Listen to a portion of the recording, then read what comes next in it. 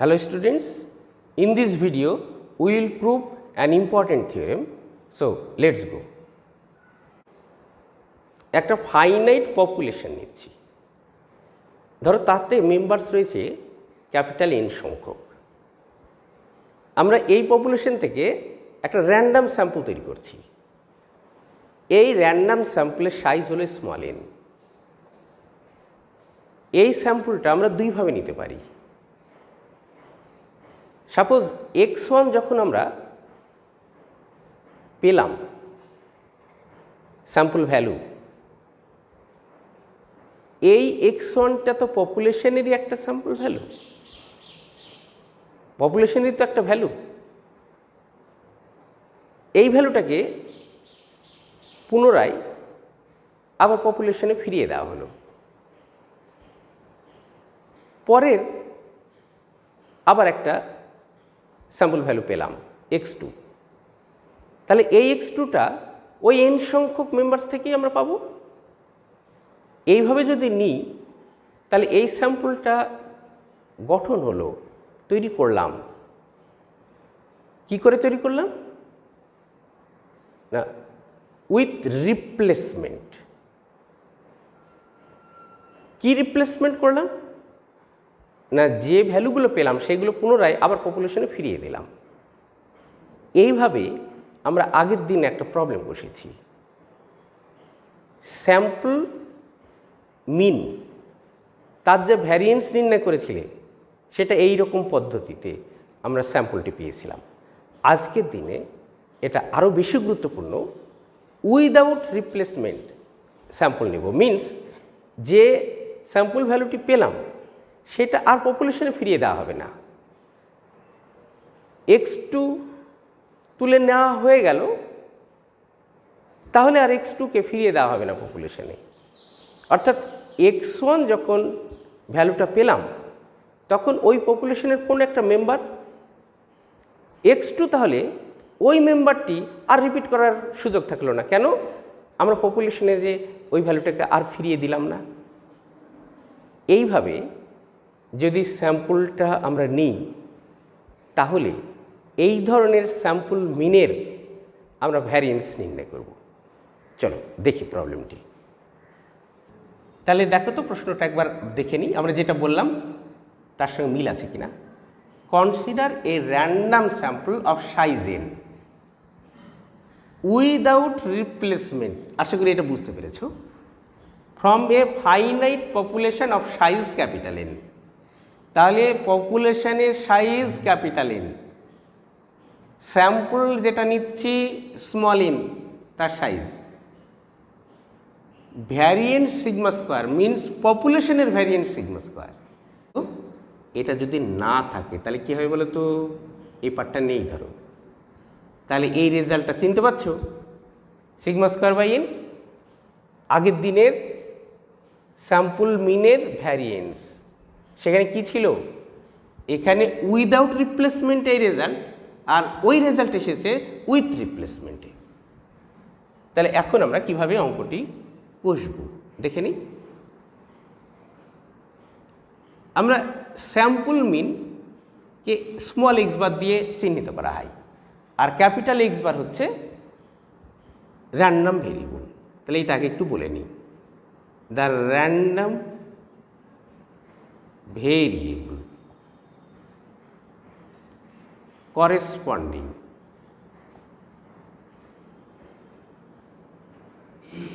to the sample mean x bar is given by capital X bar is equal to x1 plus x2 plus up to plus xn by n, where x1, x2, xn are random variables have the same distribution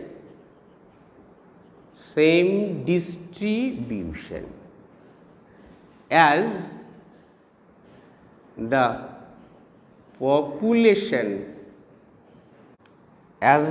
population random variable, capital X, and where X are takes the sample value XR।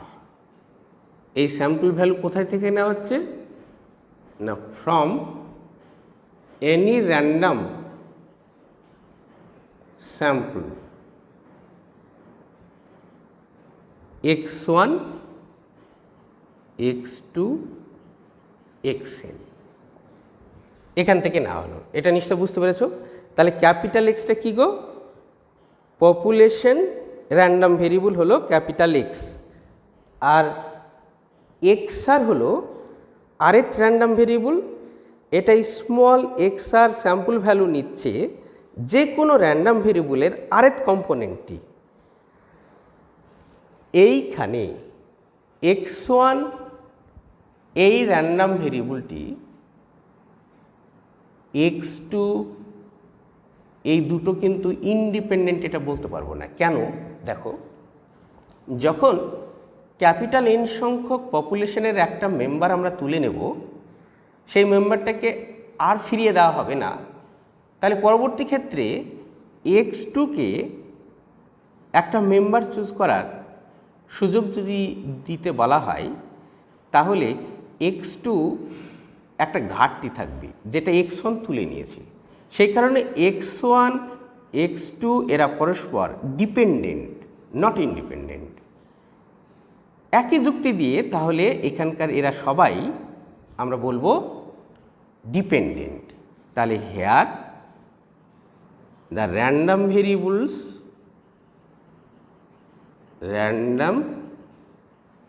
Variables x1 x2 xn are not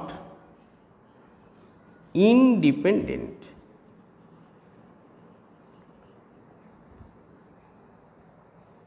এখন আমরা এটা জানি যে x বারের variance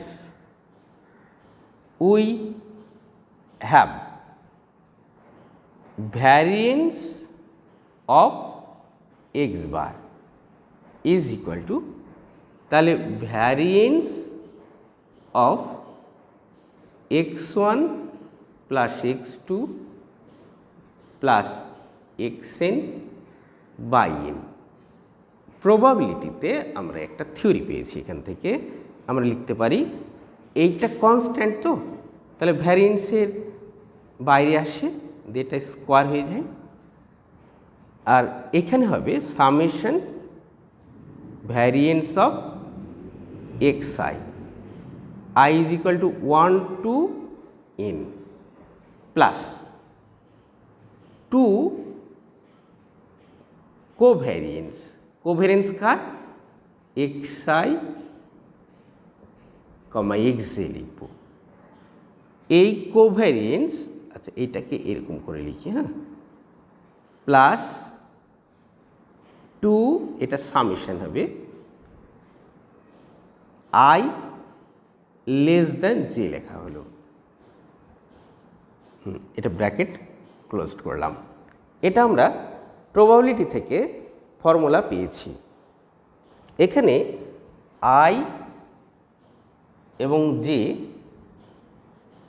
i J 1 2 থেকে n অবধি vary করবে।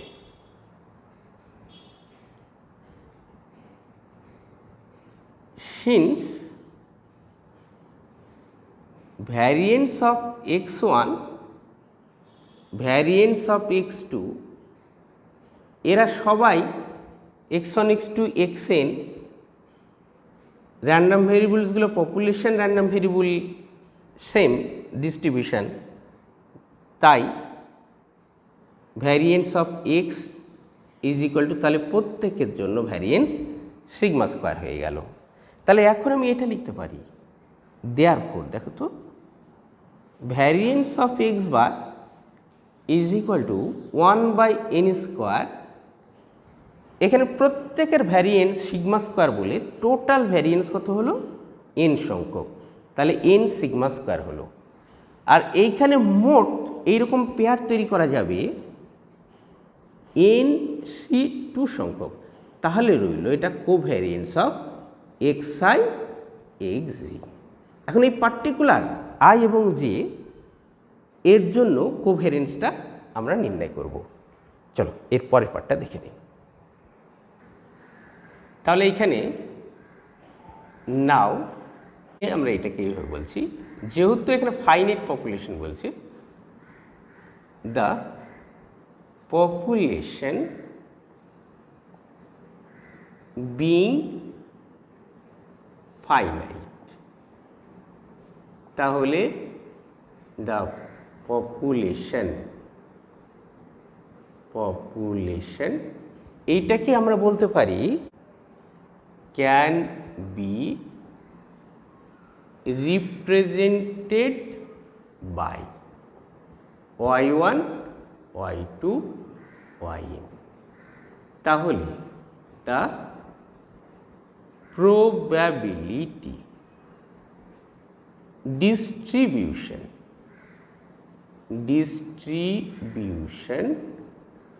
of the population random variable, population random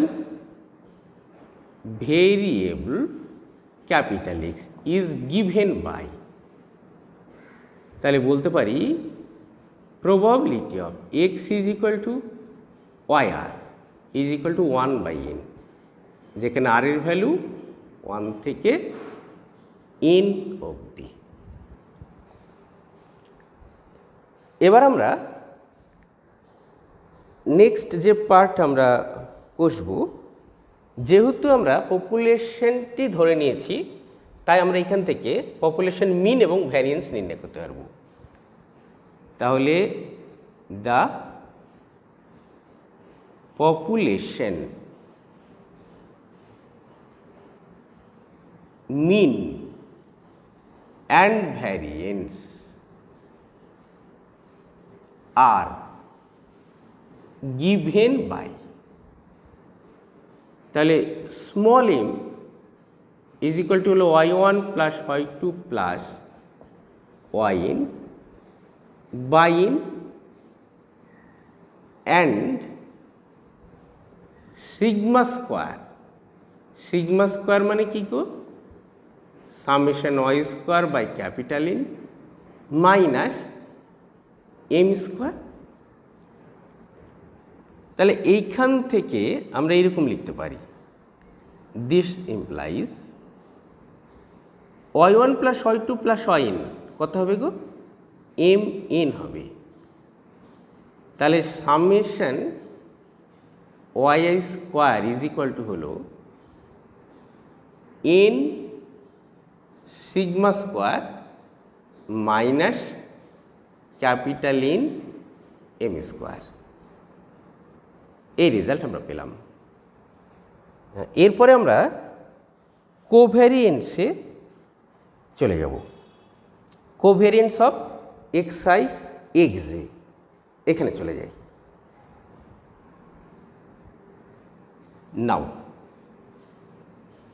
কোভ্যারিয়েন্স of xi xj is equal to, এটা আমরা জানি এক্সপেকটেশন অফ, এটাও আমরা প্রবাবিলিটিতে পেয়েছি, xi xj minus m square. এখন এই রেজাল্ট দেখো, ইজ ইকুয়াল টু, এটা মানে কি, এটা মানে হলো xi xj আছে না, তাহলে xi কি ভ্যালু নিতে পারে, এটাও তো পপুলেশন র্যান্ডম ভ্যারিয়েবল মানে ভেরিয়েবল, অর্থাৎ xi আমরা ধরছি yr ভ্যালু নিচ্ছে আর এক্স জে ওয়াইজ ভ্যালু নিচ্ছে, যেখানে আর এবং এস এরা পরিবর্তনশীল। তাহলে আমরা এইটাকে এইভাবে বলতে পারি ইজ ইকুয়াল টু সামেশন, দেখো তো ওয়াই আর ওয়াই এস, এখানে r not equal to s, probability of xi is equal to yr আর xj is equal to y s। আচ্ছা, এইখানে এরকম করি, হ্যাঁ, এক্সপেকটেশন অফ xi xj এটাকে বের করে নিয়ে তারপরে যে মান পাবো তখন আমরা এখানে বসাবো। is equal to দেখো তো r not equal to s, y r y s, এইটা মানে হলো আবার xi is equal to y r. যেহেতু এটা ইন্ডিপেন্ডেন্ট নয়, ইন্ডিপেন্ডেন্ট হলে সেপারেটলি প্রবাবিলিটি হতো, তাই এখানে কন্ডিশনাল প্রবাবিলিটি আসবে, অর্থাৎ xj is equal to y s. কী ঘটে গেছে? ঘটে গেছে হচ্ছে xi is equal to y r. তাহলে ইজ ইকুয়াল টু হলো summation r not equal to s, y r y s. এটা আমরা পেয়েছি পূর্বে 1/n, আর এইখানে একটা কমে গেছে, তাহলে তার মধ্যে থেকে এটার প্রবাবিলিটি মিনস 1/n-1। এখন এই n-1 এটা তো কনস্ট্যান্ট, সামেশনের বাইরে বেরিয়ে আসলো, তাহলে রইল কি বলতো summation y r y s r not equal to s. এবার এই ভ্যালুটা আমরা এখন নির্ণয় করব এম এবং সিগমার মাধ্যমে। চলো পরের পার্ট দেখি। এইখানে দেখো তো আমরা এই মানটি বের করবো, তাই না? তাহলে summation y r y s r not equal to s, তাহলে এইটাকে লিখতে পারবো সামেশন ওয়াই, আচ্ছা এইটাকে এরকম লিখি, হ্যাঁ, y1 plus y2 plus yn, এটা স্কোয়ার লিখলাম, minus summation y r square, r is equal to 1 to n is equal to, দেখো y1 plus y2 plus yn, এইখান থেকে এটা মানে এন এম, তাই না? তাহলে এটা স্কোয়ার রয়েছে, তাহলে এটা পেলাম n square m square minus summation y square. Summation y square কী ভ্যালু পেয়েছি দেখো তো, আচ্ছা এইখান থেকে এই ভ্যালুটা না, তাহলে এটা যদি আমরা এই দিকে নিয়ে যাই তাহলে তো এটা প্লাস হয়ে যাবে, এটা প্লাস হলো, তাহলে আমরা এইখানে পেলাম কি minus n sigma square minus n m square is equal to, দেখো তো n square m square minus n m square, তাহলে এইখান থেকে যদি আমি এম স্কোয়ার কমন নিই তাহলে এরকম লিখতে পারি, আর মাইনাস এন সিগমা স্কোয়ার থাকলো। তাহলে এখন এটা লিখতে পারবো covariance of xi xj is equal to expectation of xi xj means এইটা পেয়েছি, তাহলে 1/n ইন্টু n-1 ইন্টু পেলাম এই রেজাল্ট পেয়েছি না, summation y r y S.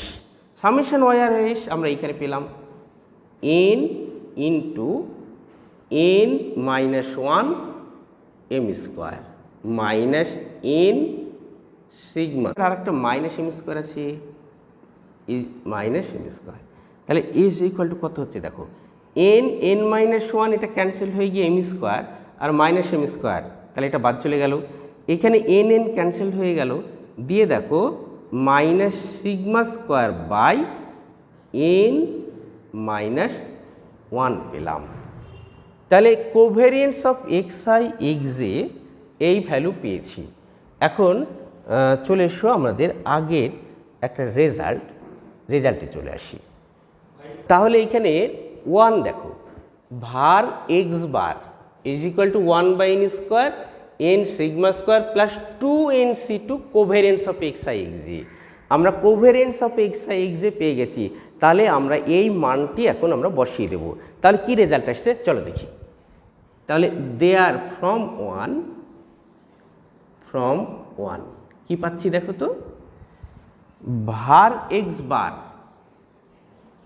Variance of x bar is equal two কি পেলাম না, এইখানে এন সিগমা স্কোয়ার এটা কেটে দিলে কি হবে জানো, এটা সিম্পলিফাই করলে এন একটা কেটে গেল, তাহলে সিগমা স্কোয়ার বাই এন হলো, সিগমা স্কোয়ার বাই এন। এখানে চলে এসো 2nc2 তাহলে plus 2n into n minus 1/2, আর বাইরে আছে দেখো একটা 1/n স্কোয়ার, তাহলে 1/n স্কোয়ার। এইবার কোভেরিয়েন্সের মান বসাও, এক্স আই এক্স এর মান বসাও। Covariance of x i x এ কোথায় পেলাম দেখো এই আগের লাইনে, অর্থাৎ minus sigma square by n minus 1। তাহলে আমরা এটা পেলাম variance of x bar is equal to পেলাম sigma square by n minus হবে 2 ক্যান্সেল হলো। এইখানে দেখো তো এন একটা এন থাকলো, তাহলে সিগমা স্কোয়ার বাই এন হলো, তাহলে পড়ে রইল n minus 1 by capital n minus 1। Sigma square by n common now, তাহলে sigma square by n common নিলাম, তাহলে কি পড়ে রইল দেখো তো, এ capital n minus 1 minus small n minus 1 means capital n minus small n by নিচে কি পড়ে রইল ক্যাপিটাল এন মাইনাস 1।